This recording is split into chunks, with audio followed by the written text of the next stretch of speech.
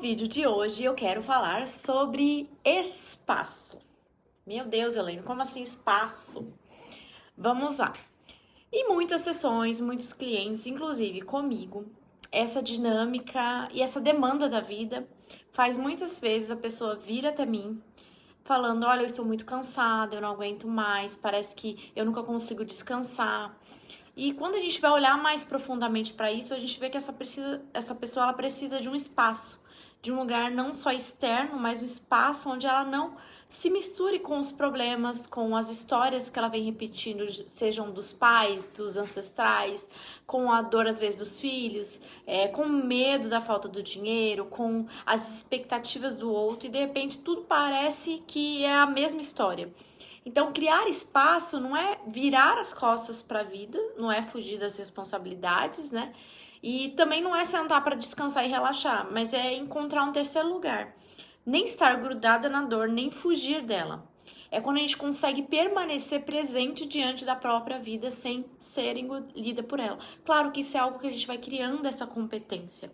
Mas o que me chama a atenção é que quando a gente consegue sair e entrar nesse lugar, né, de entrar num espaço interno, onde a gente não fica mais colado com os nossos problemas, onde a gente pode existir, porque parece às vezes que a gente tem que pedir permissão diante dos problemas, diante da nossa história, tanto a nossa história quanto as narrativas que a gente conta da nossa própria história, para a gente poder existir.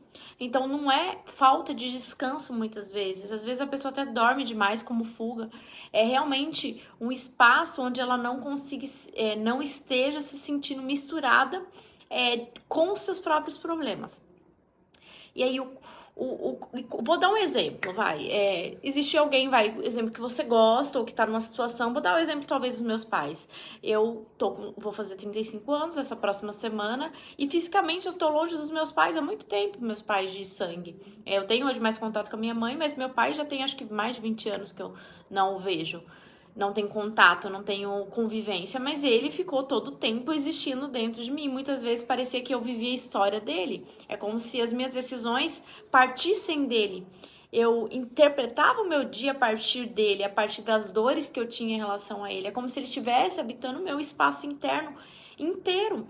Isso é muito cansativo, tanto energeticamente, quanto emocionalmente, como fisicamente.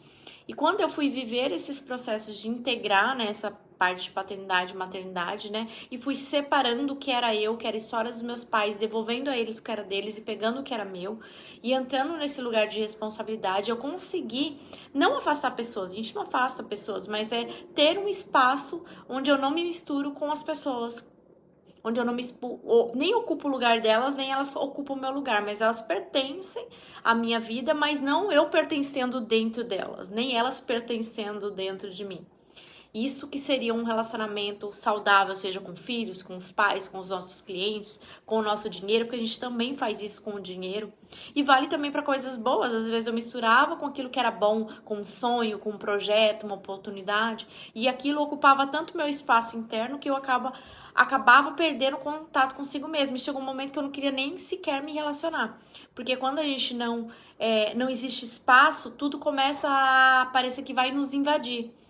E eu comecei a sentir que eu tinha que colocar limites em mim para eu conseguir viver a minha própria experiência, que é não viver a expectativa do outro, a dor do outro, as coisas boas que o outro tem para mim, né? Mas olhar na perspectiva do que eu queria para minha própria vida.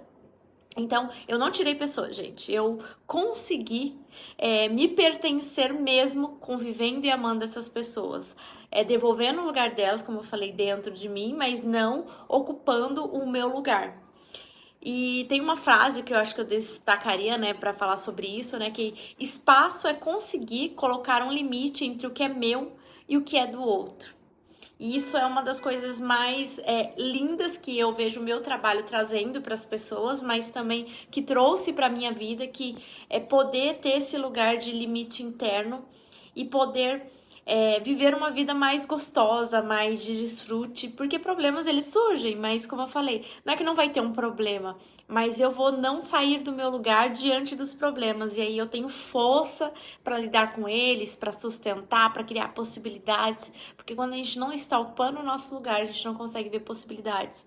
Enquanto eu não conseguir olhar para essa parte de paternidade e maternidade, sempre olhando não de uma forma a ocupar, mas olhar para as dinâmicas que eu tinha aprendido ali no meu sistema de origem, eu não consegui sair desse lugar. Então, um vídeo sobre hoje, de hoje, né, sobre isso, sobre cansaço versus espaço, porque muitas pessoas elas não estão cansadas, elas estão ocupando espaço misturado com as suas próprias narrativas, com a história dos seus pais, com a história da ancestralidade, sendo que elas podem viver a própria história e olhar para essas histórias, para as coisas boas e ruins, e ainda assim estar no seu lugar, desfrutar e contemplar, estar presente.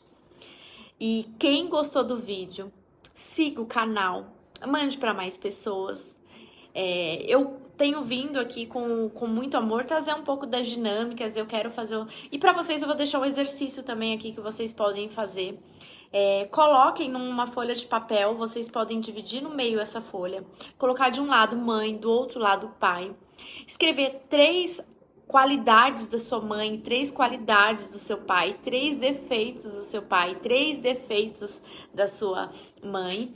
E quando vocês finalizarem isso, observem como essas dinâmicas elas aparecem no trabalho, nos relacionamentos, em relação ao dinheiro, como essas dinâmicas e essas características aparecem no seu sistema. E quando eu falo sistema, o seu sistema de origem é o seu pai e sua mãe, tem sua nova família, que é seu sistema, e tem o sistema empresarial. E provavelmente quando você olha para essas qualidades e defeitos, eles vão aparecer em cada uma dessas áreas. E depois comenta aqui comigo que eu posso, no privado, enviar uma coisa bem bacana também para você concluir ainda mais esse exercício sistêmico.